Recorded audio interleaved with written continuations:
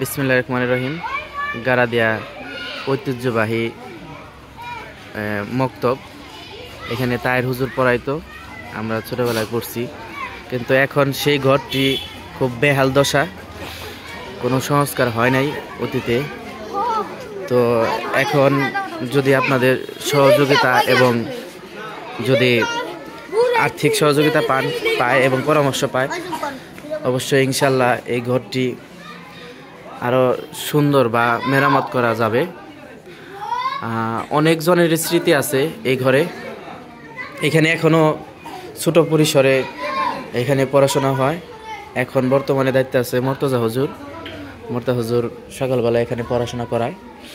কিন্তু এখানে আমাদের যদি সংস্কার করা হয় এবং কি আমাদের ছোট ভাই বা সন্তান যারা আছে তাদের যদি এখানে পড়াশোনার সুযোগ করে দেওয়া হয়, ইনশাল্লাহ অল্প বয়সেই তারা অনেক গুরুত্বপূর্ণ দোয়া বা মাসালা শিখতে পারবে।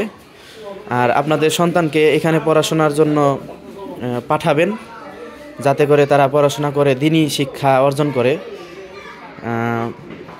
আর এই ঘরটি কিভাবে মেরামত করা যায় সেই বিষয়ে একটু পরামর্শ দিবেন, সেই কামনাই করি।